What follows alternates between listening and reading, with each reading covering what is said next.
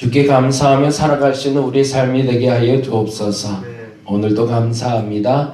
오늘도 감사합니다. 깨워주셔서 감사하고 기도할 수 있어 감사하고 주님 앞에 나올 수 있어 감사하고 주님을 향한 시선을 갖게 하시니 참 감사합니다. 우리 마음속에 진정한 감사로 하나님께 나아갈 수 있는 시작이 되게 하시고 오늘 이 시작을 통하여 나의 삶을 밝게 열어 주시옵소서. 내 삶에 기둥이 되어 주시고 소망이 되어 주시고 깃발이 되어 주시옵소서. 감사합니다. 고마우신 예수님 이름으로 기도드렸습니다. 아멘. 사도행전 17장에 있는 말씀 계속 보고 있습니다. 17장 28절에서 34절까지. 그 입구에다가 제가 달력 좀 갖다 놨어요. 아름요양원이라고 제가 그 매주 목요일마다 예배드리는 요양원에서 벌써 달력을 만들었네요. 근데 저 원력 달력을 필요로 하시는 분들이 많은 것 같아서 좀 가져왔으니까요. 필요하신 분들 하나씩 얼른 가져가시기 바랍니다.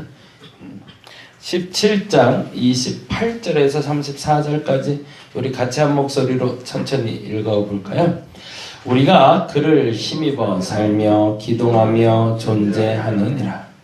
너희 시인 중에 어떤 사람들의 말과 같이 우리가 그의 소생이라 하니 이와 같이 하나님의 소생이 되었은즉 하나님을 금이나 은이나 돌에다 사람의 기술과 새긴 것들과 같이 여길 것이 아니니라.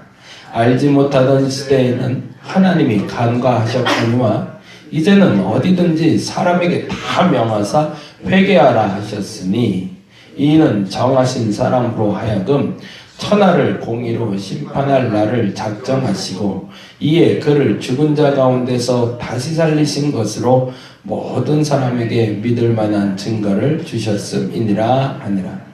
그들이 죽은 자의 부활을 듣고 어떤 사람은 조롱도 하고 어떤 사람은 이 일에 대하여 내 말을 다시 듣겠다 하니 이에 바울이 그들의 가운데서 떠나매 몇 사람이 그를 가까이하여 믿으니 그 중에는 아레오바고 관리 디오누시오와 다말이라 하는 여자와 또 다른 사람들도 있었더라. 아멘.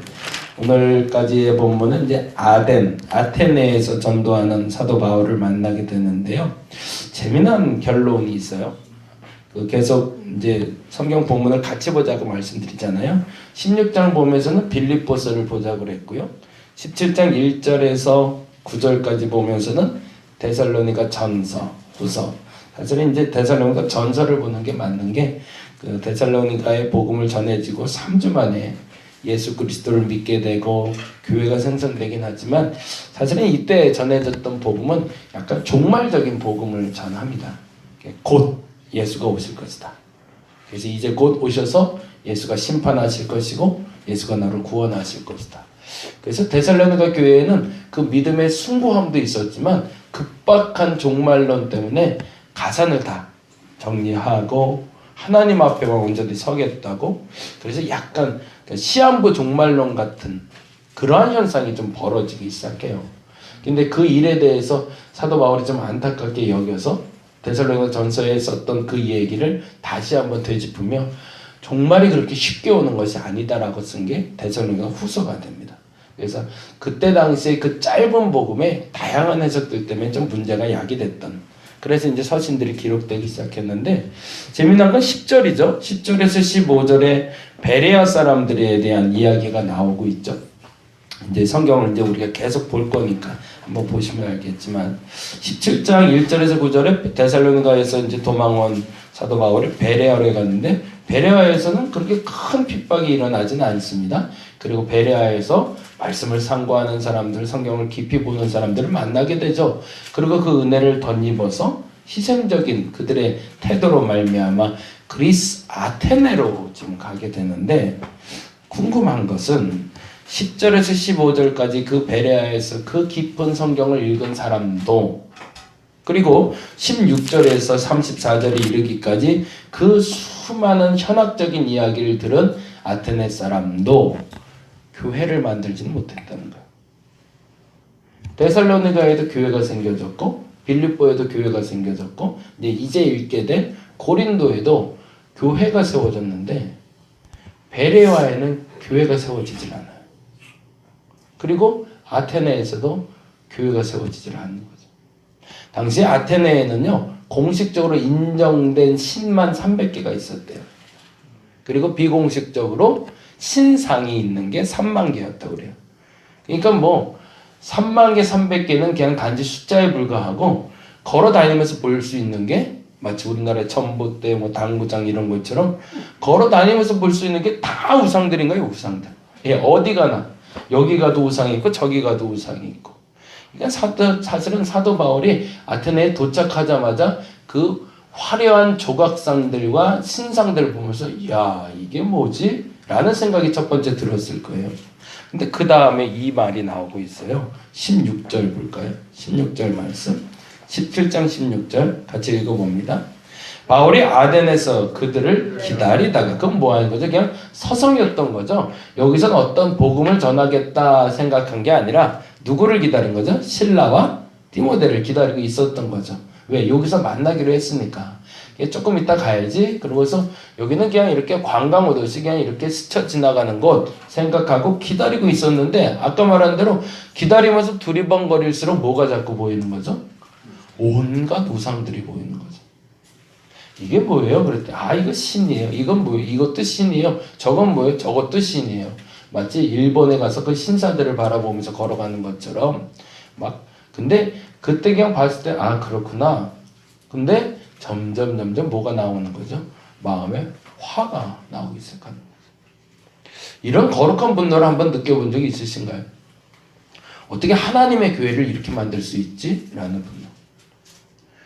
과거에 그 오랫동안 하나님이 정말 천성껏 만들어 놓은 교회인데, 그런 거 보면 너무 억울하고 속상한데, 한 50년, 100년이 되도록 정말로 헌신적인 성도들이 해서 정말 아름다운 교회를 만들어 놨는데, 그 교회가 몇몇이 와서 와르르 무너뜨려 버렸을 때, 그 속상함 이루 말할 수가 없는 거죠. 어저께 한 권사님 만나서 그 얘기를 했는데, 교회가 분쟁이 난 지가 10년이 됐어요. 저기에 담임 목사님 한 분이 계셨는데, 그분이 갑자기 나이가 많으신 분인데 캐나다를 가시겠다고 자꾸 그러셔서, 그 나이에 캐나다 가서 적응도 안 되시고 또 어렵고 이민 생활이 그렇게 녹록지 않으니 안 갔으면 좋겠다고 성도들이 권면을 해서 좀 막았어요. 근데 그게 또 서로 화근이 돼서 그냥 교회를 갑자기 사임하시고 캐나다로 떠나버리셨어요. 이제 성도들은 이제 착한 성도들이 많았던 교회가 오래된 장작교회였어요. 그 지역에. 근데 그렇게 떠나고 나시니까 갑자기 담임 목사님이 안 계시잖아요. 그래서 급하게 이제 담임 목사님을 모시게 됐는데, 그분이 사실은 좀 사단을 냈어요. 뭐 10년 동안 잘 하는 것처럼 보였는데, 그 10년 내에 재정적인 문제도 터졌고, 여자 문제도 좀 터졌어요. 그래갖고 그냥 유야무야하고, 그냥 성도들이 그냥 좀 참고 가자, 괜찮아. 그럴 수도 있어. 사람이잖아. 그러고 갔는데, 어느 순간에 더 이상 덮지 못할 만큼의 일이 터진 거예요. 그래갖고 그분의 10년 목회가 완전히 와르르 무너질 만큼 씁쓸한 일이 벌어지고 말았네. 그리고 나서 그분이 떠나가고 그때부터 이제 찢어지기 시작하는 거예요. 그동안 참았던 화가 막 일어나는 거예요. 우리가 이 교회를 어떻게 만들어놨는데, 이 교회를 이렇게 만들 수가 있어. 그래서 난리가 나서 그렇게 또 10년이 지나갔어요. 그래서 그 10년 사이에 담임 목사님이 6번이 바뀌어요. 그러니 교회가 될까요? 가장 짧게 있었던 분은 8개월 있다 가셨대요. 그러니 성도들이 무슨 뭐 정말 영의 양식을 언제 먹겠어요? 영의 양식이 아니라 담임 목사님 한 분 나가면 반 나가고, 또 한 분 나가면 또 반 나가고, 이래갖고 이제 겨우겨우 이제 몇 명이 남은 거예요. 이제 도저히 이제 안 되겠다 싶었는데, 때마침인지 불행인지 다행인지 그 지역이 개발이 됐어요. 개발에 대해서 이제 결정이 나서 교회를 이전하게 돼서 정부에서 보상을 받게 됐어요. 그래서 그 도시 개발하면서 어느 정도 일정 비용을. 그래서 적은 성도들이 끝까지 그 교회를 지켜내다가, 감사하게도 지금 얼마 남았는지 차마 물어볼 수도 없더라고요. 굉장히 큰 교회였거든요. 이제 소수의 그 교인들이 그 비용을 가지고 계산을 해보니까 다행히 그 종교 부지를 얻어서 거기에 건물을 좀 아담하게 짓고, 그리고 교회를 시작할 만큼 건축해서도 돈이 그래도 모자르지 않을 만큼은 그래도 보상을 받게 됐대요. 하나님이 그들을 복을 주신 거겠죠. 근데 그런 얘기를 듣다 보면 너무너무 화가 나요. 그 교회를 누가 세워놨는데 근데 다 자기가 세웠다고 얘기하는 거죠. 그게 우상인 거잖아요, 사실은. 근데 사도 바울은 지금 그 화가 나는 거예요. 조금 더 넓게 보자면 이 창조 세계를 하나님이 만들어 놨는데 아니 하나님이 만들어 놓은 이 땅에 어떻게 저렇게 많은 우상이 있을 수가 있어? 그래서 막 화가 머리 끝까지 났던 거죠. 근데 문제는 이것이 사실은 아까 말한 대로 교회를 세울 수 없는 결정적인 계기가 됩니다. 어떤 일을 해도 분노로 시작한 일은 결과가 좋을 수가 없습니다. 아무리 화가 나도요, 분노로 하는 일은 결국에는 사분을 찢어지거나 무너질 수밖에 없습니다. 근데 안타깝게도 사람들이요, 거룩한 분노라는 이름 때문에 그 화를 끝까지 치달아서 그것이 터져 나오면, 지금 오늘 이호기에서 나오는 마음이 격분하다라는 표현은요, 지속적으로 쌓였던 화가 터지다라는 뜻이에요. 그냥 참고 참았던 거예요. 여기보다 에이 그럴 수도 있지 뭐. 근데 저쪽은 그러다 이게 뭐야 그러면서 확 하고 터져버린 거예요. 그래서 그 자리에서 화가 나서 사람들 데리고 막 열분을 토하기 시작하는 겁니다. 내 하나님의 땅에서 이게 뭐하는 짓이냐 라고 막 화를 낸 거예요. 그러자 사람들이 몰려와서 스토아 학파, 에피쿠로스 학파 뭐 사람들이 와서 쟤 왜 화내는데? 그러면서 사람들이 몰려온 거죠. 그게 아데네의 복음을 전하는 시작점이었던 겁니다. 근데 그 결과가 썩 좋지 않았던 거죠. 왜? 그의 격분하는 분노로 시작된 일이기 때문에. 그것이 그리스 아테네에 교회가 세워지지 않는 첫 번째 이유가 됩니다. 근데 두 번째 이유가 있어요. 읽어보셔서 알겠지만 16절에서 34절까지의 정확한 단어로 예수 그리스도를 전하지 않아요. 쫙 한번 읽어보세요. 표면적으로 굉장히 어찌 보면 사도 바울이 그동안 쌓아놨던 모든 지식을 다 토해내요. 소위 말해서 그가 알고 있는 지식의 현학적인 모든 것들이 그 그리스 사람들의 입을 통해서 전달되는 모든 것들을 대항할 만큼 그 지식이 아주 폭발한다고 표현해야 될까? 다 쏟아내요, 다. 그런데 결과는 그 지식을 듣는 걸로 끝나는 거예요. 그 결론이 어떻게 나냐면 이렇게 얘기됩니다. 32절에 이렇게 돼 있어요. 같이 읽어볼까요? 32절에 그들이 죽은 자의 부활을 듣고, 그렇죠? 죽은 자의 부활이라고만 얘기됐어요. 예수 그리스도라는 표현이 안 나와요. 조금 더 다시 얘기하면 이렇게 얘기하면 더 올 것 같아요. 18장 5절 한번 볼까요? 조금 내일 볼 본문이죠. 18장 5절 같이 한번 읽어봅니다. 18장 5절 실라와 디모데가 마게도냐부터 내려오매 바울이 하나님의 말씀에 붙잡혀 유대인들에게 뭐래요? 예수는 그리스도라 밝히 증언했다고 되어 있잖아요. 이렇게 얘기하지 않아요. 그리스인들에게. 그냥 한 사람이 있었고 그 한 사람이 부활했다라고만 표현을 한 거예요. 그러니 어떤 일이 벌어진 거죠? 32절에 보니까 그들이 죽은 자의 부활을 듣고 어떤 사람 뭐 했대요? 조롱했대. 에이, 그런 일이 있을 수 있냐? 마음이 열린 걸까요? 닫힌 걸까요? 닫혀있는 상태죠. 안 들리는 거예요. 예수를 전해도 사도 바울이 심지어 전했는데도 안 되는 거예요. 왜요? 첫 번째 시작이 뭐니까? 화로 시작됐으니까. 그러니까 한 걸음 뒤에 떨어져서 뒷짐지고 듣는 거죠. 그래 너 한번 얘기해봐. 도대체 네가 화낸 이유가 뭔데? 우리한테 왜 화가 났는데? 그래서 뒷짐지고 이렇게 한참 듣다 보니까 그게 뭐? 그래서 어쩌라고? 그러면서 조롱하고 있는 거죠. 근데 그 다음 말이 더 무서워요. 차라리 조롱하는 사람이 난 게 그 다음 말인데요. 들어볼까요? 어떤 사람은 이 일에 대해 뭐래요? 내 말을 다시 듣겠다. 그건 뭐예요? 나중에 다시 와라 라는 거죠. 나중에 들을게. 근데 이 말을 들었으면 그 다음에 어떻게 돼요? 사도 바울은 그 자리에 멈춰서 나중에 그 사람을 또 만나야 되는 거잖아요. 그쵸? 근데 그 다음 절에 뭐라고 되어 있죠? 내 말을 다시 듣겠다 하니 이에 바울이 뭐 했대요? 그들 가운데서 떠났대요. 그건 무슨 말이에요? 더 이상 얘기를 못 하겠다는 거죠. 그러면 이 표현을 조금 더 쉽게 얘기하면 어떤 표현이냐면 그거예요. 나중에 밥 한번 먹자는 거예요. 나중에 밥 한번 먹자. 먹을 수 있는 사람인가요? 안 먹어요. 언제 한번 밥 먹자. 그런 사람 치고 밥 먹는 사람 못 봤어요. 그냥 그렇게 그리스인들이 얘기하는 거예요. 이건 좀 점잖은 사람인 거죠. 좀 조롱하는 사람들은 비아냥거리면서 그게 뭐 어쩌라고. 그래서 네가 화냈는데 그래서 내가 뭘 해줄까? 이러면서 조롱하는 사람이라면 분명히 이 사람은 나중에 밥 한번 먹자. 그리고 나하고 얘기 좀 하자. 라고 얘기했다는 거예요. 바울의 마음이 얼마나 창피했을까요? 나는 모든 지식을 동원해서 이 분노를 토해내듯이 사자고로 하듯이 얼마나 멋있게 얘기했을지 몰라요. 정말 그때 당시에 쓸 수 있는 헬라어, 히브리어 모든 단어를 다 동원했을 수도 있을 것 같아요. 근데 그 분노로 터져나오는 걸 사람들이 비웃었다는 거죠. 그리고 또 하나 더 무서운 건 그건 나중에 한번 들어보자. 그리고 무시하고 가버렸다는 거죠. 그래서 사도 바울이 아테네를 바로 떠납니다. 사도 바울의 마음속에 어떤 마음이 남았을까요? 아까 말씀드렸던 예수 그리스도에 대한 잘못 전해진 복음에 대한 후회가 남았겠죠. 그래서 고린도전서 2장 2절에는 다음과 같은 말이 기록되고 있습니다. 고린도전서 볼까요?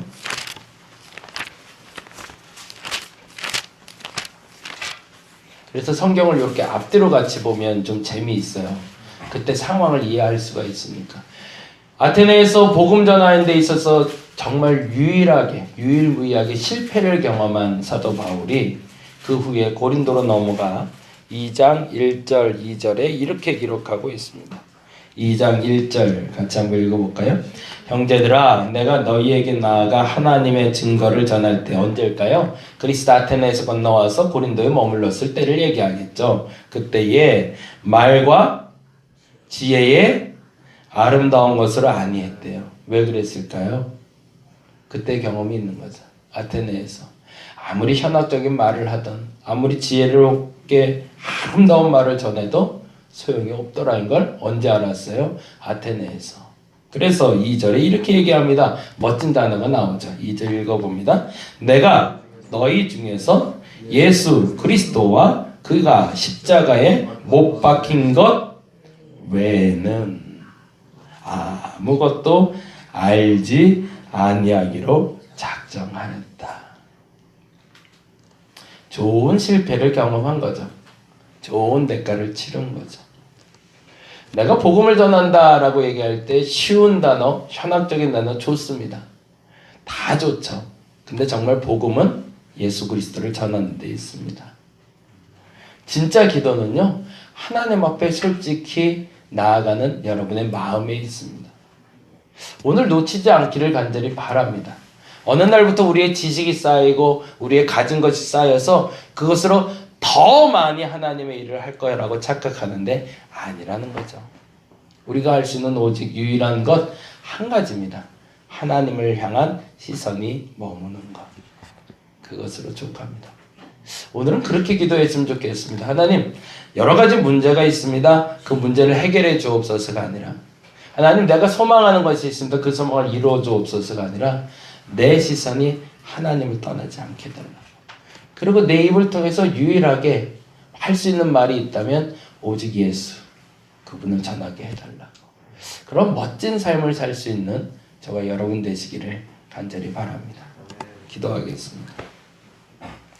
사도 바울도 안 됩니다.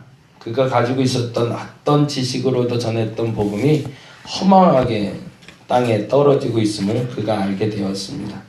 그리고 결심합니다. 이제는 내가 예수 외에는 아무것도 전하지 않겠노라고.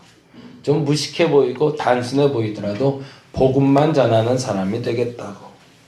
하나님, 우리가 그러한 깨달음이 있게 하여 주옵소서. 무엇을 위해 공부하며 무엇을 위해 배우고 있는지 알게 하시고, 그런데 내 입을 통해서 전달되는 건 오직 예수, 그 예수를 전할 수 있는 내가 되게 하여 주옵소서. 우리가 복음만으로 충분하다는 걸 알지 못하는 것 같습니다. 복음만으로 충분합니다. 예수를 바라보는 것만으로도 충분합니다. 그 분명한 믿음으로 오늘 하루 시작하게 하여 주시옵소서. 감사합니다. 고마우신 예수님 이름으로 기도드렸습니다. 다 같이 기도하고 돌아가도록 하겠습니다.